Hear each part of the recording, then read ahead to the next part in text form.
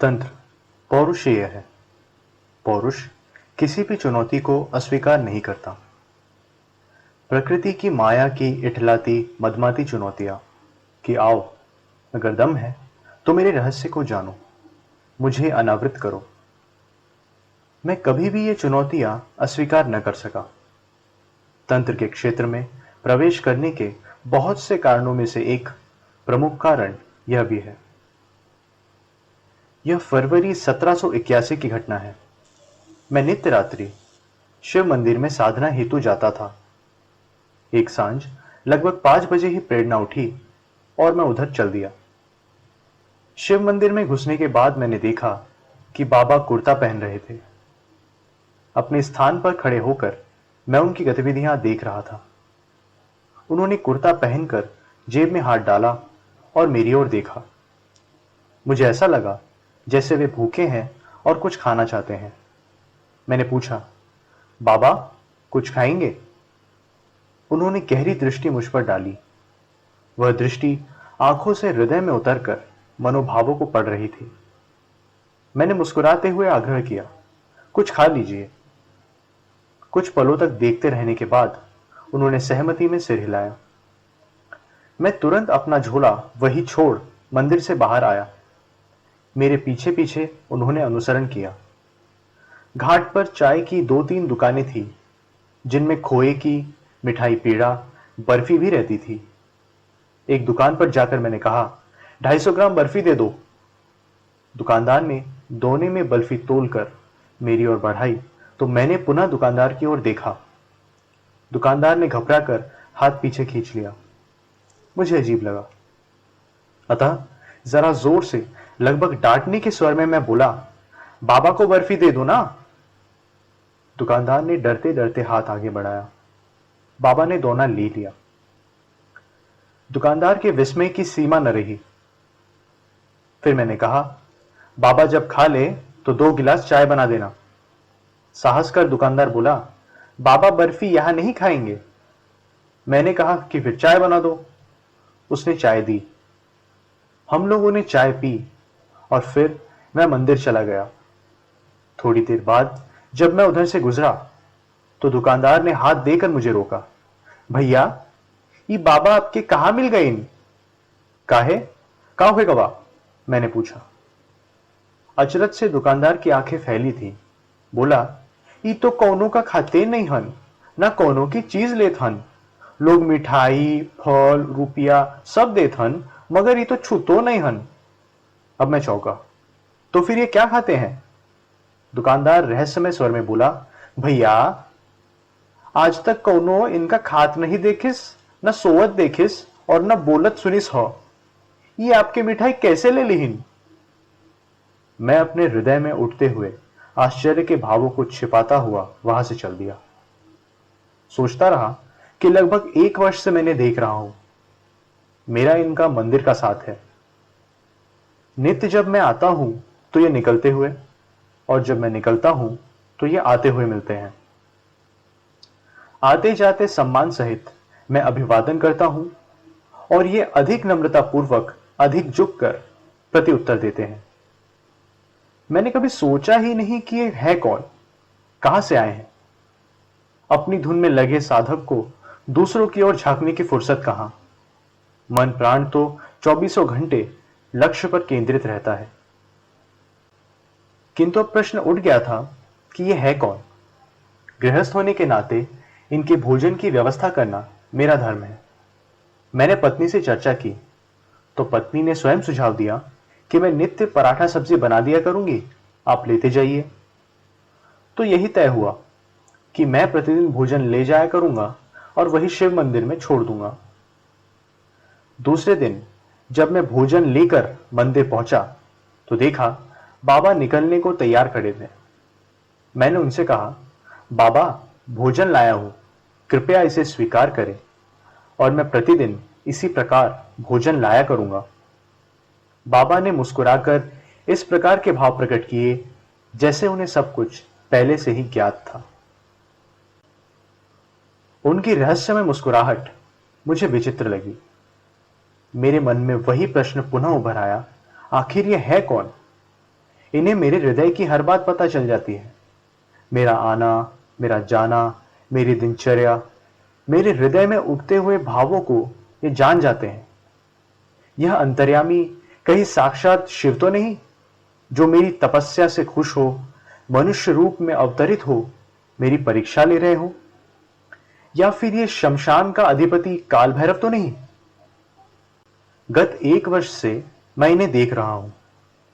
मैं भी कितना निष्प्रह, कितना मूढ़ हूं कि यह व्यक्तित्व कभी खटका ही नहीं। दिन रात 24 घंटे इस स्थल पर रहने वाला सामान्य मनुष्य तो हो ही नहीं सकता। यदि यह शिव या उनका कोई गण नहीं है, तो फिर विलक्षण शक्तियों से संपन्न कोई सिद्ध पुरुष ही होगा। कहिए, योगी कथामृत में वर्णित सिद्धाश्रम के संचालक महायोगीराज परमहंस गुरुदेव महाराज तो नहीं, जो मुझे क्रिया योग में दीक्षित करने आए हैं और स्वयं मेरी श्रद्धा निष्ठा की परीक्षा ले रहे हैं? छोड़ो ये सब बातें, मैं स्वयं से बोला। आरंभ करो अपनी पूजा। किंतु पूजा के क्रम में रह रहकर बाबा का ख्याल मन को झंझोड़ता रहा। पूजा समाप्त कर जैसे ही उठा, देखा सामने बाबा खड़े हैं। जिज्ञासा धैर्य छोड़कर बाहर आई।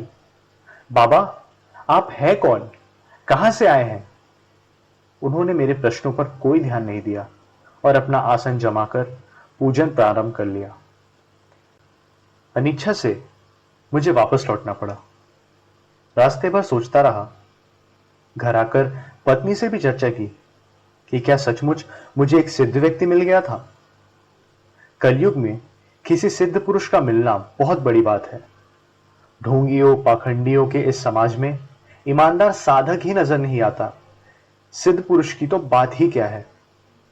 पत्नी ने कहा, छोड़िए, आप हर बात को तिलिस्मी दृष्टिकोण से देखते आए हैं। अरे वह एक साधु है बस, ज्यादा सोचिए विचारिए मत। मैं चुप हो गया। दूसरे दिन कार्यालय में मैंने अपने मित्र अशोक संड से बाबा की चर्चा की। मेरे प्रिय मित्र अशोक मेरी हर बात ध्यान और रुचि से सुनते हैं।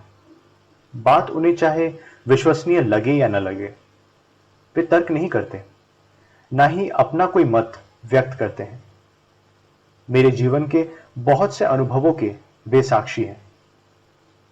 एक साधक को सदैव एक घनिष्ठ मित्र की आवश्यकता रहती है, जिसे वह अपने अनुभवों का साक्षी बना सके।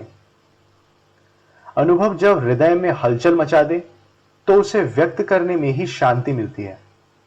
सुनने के बाद अशोक संड के मन में भी जिज्ञासा उत्पन्न हुई और बाबा को देखने वह भी घाट पर आए, किंतु कुछ कहा नहीं। मैं प्रतिदिन भोजन लेकर जाने लगा। भोजन शिवलिंग के पास रखकर मंदिर से वापस चला आता था। बाबा अपने ढंग से खा लिया करते थे। जब तब मैं बाबा से प्रश्न किया करता था, किंतु बाबा कोई उत्तर नहीं देते थे। मैं कभी 10 बजे रात को, कभी 4 बजे सुबह, कभी 12 बजे दिन, तो कभी रात 2 बजे मंदिर गया। आश्चर्य यह था कि बाबा सदैव जागृत अवस्था में पालती मारे बैठे जप करते मिलते। वह समझ गए थे कि मैं उनको समझने के लिए परेशान हूं। इस रहस्य को जानने की जिज्ञासा मन को बुरी तरह झंझोड़ती थी। आखिर ये है कौन? कभी मन में अपार श्रद्धा उत्पन्न होती, तो कभी गहरे रोमांच का अनुभव होता। कथाओं में पढ़ा, जनश्रुतियों से सुना सच सा लगने लगता था कि शिव अपने भक्तों में प्रसन्न हो विभिन्न रूपों में अवतरित होते हैं। यदि ये मेरी तपस्या से प्रसन्न हो अवतरित हुए हैं, तो मौन क्यों है? मेरी परीक्षा ले रहे हैं। जीवन में कुछ असाधारण भी नहीं घट रहा था। अलबत्ता अब तो मन पूजा में भी एकाग्रचित्त नहीं हो पाता था। इसी उहापोह में 6 माह व्यतीत हो गए। अगस्त माह में गंगा नदी में बाढ़ आई थी। रसूलाबाद घाट डूब गया। पानी मंदिर के चारों ओर हिलोरे मार रहा था। बहते पानी की हलचल पूरे शहर में हड़कंप मचा देती थी। कुछ लोगों के घर डूबते हैं तो बहुत से लोग डूबते घरों को देखने उमड़ आते हैं। वही खोमचे वाले चुरमुरा, मूंगफली और तरह तरह की चीजें बेचने पहुंच जाते हैं। बाढ़ भी मनोरंजन का एक माध्यम बन जाती है। लोग बाढ़ देखने बहुत शौक से निकलते हैं। इस भीड़ के कारण मैं रात्रि 7 बजे के पहले मंदिर नहीं जा पाता था। 26 अगस्त 1781 को मैं रात 7:30 बजे मंदिर पहुंचा। घाट निर्जन हो चुका था। मंदिर की सीढ़ियां बाढ़ में डूब चुकी थी। अतः मैं साहित्यकार संसद के प्रांगण से होकर मंदिर में पहुंचा। बाबा मेरी ओर देख रहे थे। उनकी आंखों में कुछ आत्मीय भाव थे। मैं बोला, देर के लिए माफी चाहता हूं। दिन भर भीड़ रहती है, अतः आना उचित नहीं समझता। फिर भी यदि आप आदेश करें तो मैं दिन में भोजन पहुंचा दिया करूं। बाबा के मुख पर आए भावों को देखकर लगा कि आज शायद ये बोल सकते हैं। मैंने सविनय आग्रह किया, कुछ तो बोलिए बाबा। अब तो आप समझ गए होंगे कि मैं स्वार्थवश आपकी सेवा नहीं कर रहा, फिर मुझसे कैसा संकोच। क्या जानना चाहते हो? बाबा का स्वर गूंजा। उनकी आवाज के साथ ही मंदिर में जलने वाला एकमात्र दिया तेल समाप्त हो जाने के कारण बुझ गया। घुप अंधेरा छा गया। कुछ क्षणों के लिए मैं किंग कर्तव्य विमूढ़ हो गया, मगर जल्दी ही संभला। यही कि आप कौन हैं? देख तो रहे हो कि मैं एक साधु हूं, बाबा बोले। मैंने पूछा, क्या नाम है आपका? कहां से आए हैं? क्या करोगे जानकर? बाबा ने प्रश्न चिन्ह लगा दिया। बस जिज्ञासावश ही जानना चाहता हूं, मैंने सहज भाव से कहा। मैं शाहजहांपुर से आया हूं। वही 80 एकड़ जमीन पर मेरा आश्रम था। बाबा ने बोलना प्रारंभ किया। मैंने फांसी पर चढ़ाए गए व्यक्ति को जीवित कर दिया था, निर्धनों को धन दिया। कितनी सूनी गोदे भर दी मैंने। फिर क्या हुआ बाबा? मैंने आगे पूछा। ब्रह्म की इच्छा, बाबा बोले, सब खत्म हो गया। भक्त शत्रु बन गए और वहां से भागना पड़ा, कहकर बाबा जोर जोर से रोने लगे। चढ़ती गंगा के भयानक थपेड़े मंदिर की दीवार से इस तरह टकरा रहे थे जैसे कि आज मंदिर डहा कर ही दम लेंगे। ताड़ के वृक्ष से लिपटा चमगादड़ रह रहकर चिचियाने लगता था। तिस पर गुप्त अंधेरे में बाबा का रुदन। मुझे कुछ समझ में नहीं आ रहा था कि मैं अब क्या करूं। उठा और चुपचाप घर की ओर चल दिया। बाबा के रोने ने मुझे भीतर तक हिला दिया। यह तो सामान्य व्यक्ति की भांति रो रहे थे। सारी कल्पनाएं धूल धूसरित हो रही थी। मगर सामान्य व्यक्ति 6 महीनों से मौन तो नहीं रह सकता, न लगातार जाग सकता है। आशाएं फिर बलवान होने लगी। कहीं यह शिव का नाटक तो नहीं? नाटक में भी शिव रोएंगे तो नहीं? मन स्पष्ट बोला, कोई भी सिद्ध पुरुष इस प्रकार नहीं रोएगा। तो फिर यह है कौन? मगर अब इस प्रश्न में वो रोमांच नहीं था। इसके बाद 3-4 दिन तक मैं और बाबा एक दूसरे से नजरें चुराते रहे। फिर एक रात मैं देर से पहुंचा। लगभग 11 बजे रात का समय रहा होगा। मंदिर में घुसकर पहले मोमबत्ती जलाई, इत्मीनान से बैठकर वार्ता प्रारंभ की। बाबा, सब कुछ कैसे समाप्त हो गया? ब्रह्म की इच्छा, बाबा बोले। चेष्टा करने पर भी मैं समझ नहीं पा रहा था, मगर आज मैं निश्चय करके आया था कि बाबा के रहस्य को खोलकर ही जाऊंगा। बातों का सिलसिला जारी रखने के लिए मैंने सामान्य सा प्रश्न उछाला, ये भूत प्रेत क्या होते हैं? अकाल मृत्यु के द्वारा भूत प्रेत के लोक में प्रवेश होता है, बाबा ने बताया। भूत प्रेत आदमी के पास क्यों आते हैं? मैंने पूछा। अपनी अतृप्त वासनाओं की पूर्ति हेतु उन्हें शरीर की आवश्यकता होती है, इसलिए माध्यम की तलाश में वह आदमी के पास आते हैं। इनसे संबंध रखने में आदमी का क्या फायदा? मैंने स्वयं को नासमझ दर्शाते हुए पुनः प्रश्न किया।